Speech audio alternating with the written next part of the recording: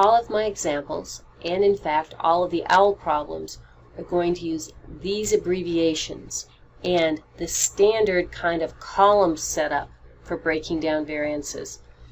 You can also just memorize formulas, but I think if you use the same standardized approach every time, it will drill into you the similarities in approach, and it'll be much less likely that you make mistakes and much more likely that you'll develop a deeper understanding of how these variances work. AQ will stand for actual quantity of inputs purchased or used. Inputs could be, in the case of materials, pounds of raw materials, skeins of yarn, that kind of thing. In the case of labor and overhead variances, it's going to be number of labor hours or number of machine hours perhaps for variable overhead. AP is the price per unit of input. Okay, so in this case, for material variances, AP would be price per skein of yarn. SP stands for standard price per unit of input, and SQ, the definition here is a little bit ugly, but it'll make more sense to you when you apply it down here. SQ is the standard input allowed for the actual output.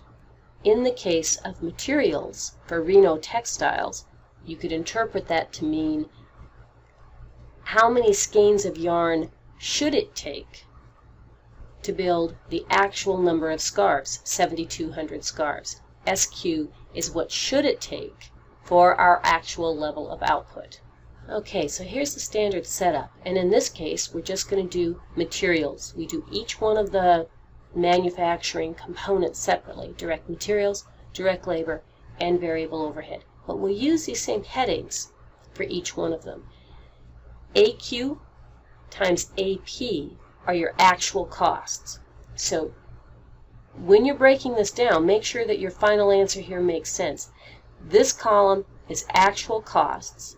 This column over here is your flexible budget costs. This is what it should cost you. So over here we have our actual column. Over here we have our standard column, or what it should cost you.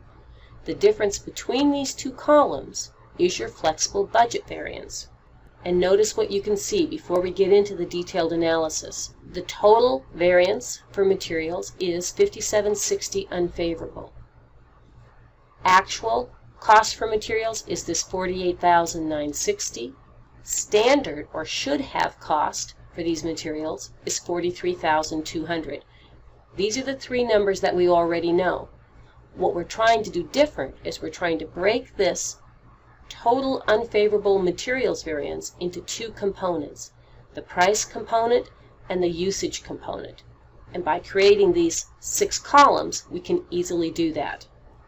Alright, so AQ is the actual number of skeins of yarn used, so 28,800.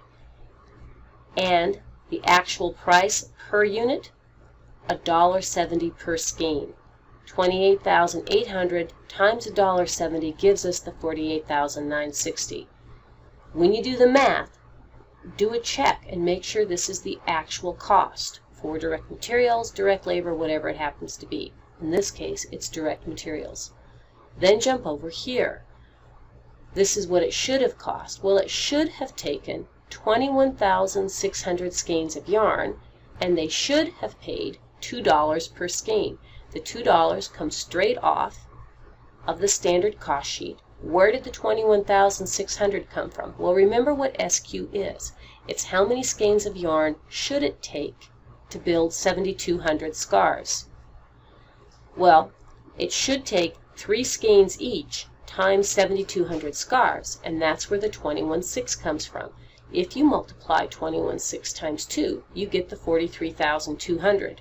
The middle column doesn't really have a name. It's just what we use to break down this total variance into its two parts. You could do this a couple of different ways, but traditionally this is the way you do it.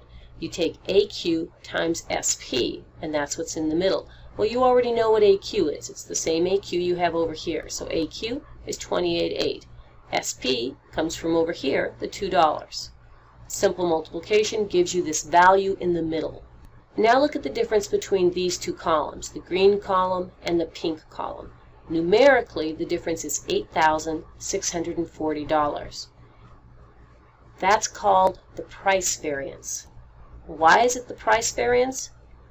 Because the only thing that's different between these two columns is the price per unit. We have 28.8 as quantity in both columns, so what's driving the numerical difference between the two columns is price. It's the price variance. You can also see that in the formula down here. AQ is the same in both parentheses. Price is what's different. Okay? So all you have to do is look at the difference between standard price and actual price to determine if the variance is favorable or unfavorable. Here, you expected to pay $2, you only paid $1.70, that creates the favorable variance. Now compare the pink column to the blue column. The difference between these two columns is your usage variance.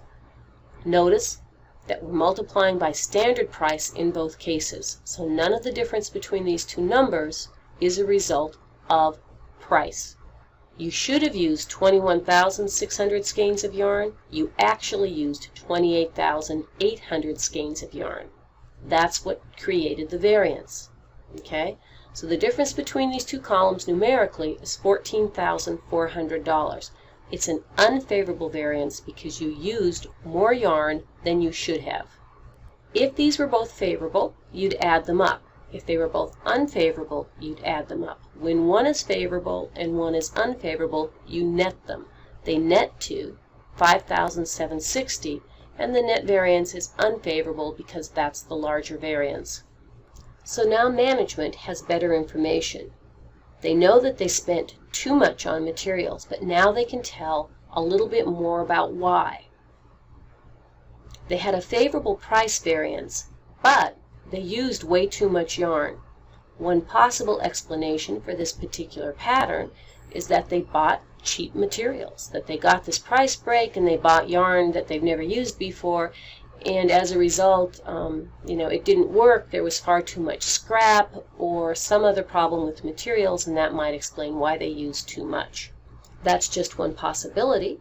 It's also possible that they just negotiated a really great price on the same materials that they've been using all along, and that this favorable variance speaks well for whoever did the purchasing.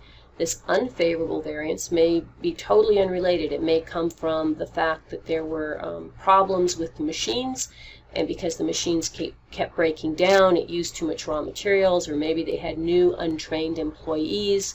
It's hard to know, but basically management would now at least have some information to investigate further and to figure out how to make favorable variances happen again and how to get rid of the unfavorable variances. Remember that one other possible explanation of any variance is that you had a bad standard. Standards have to be constantly revised and updated.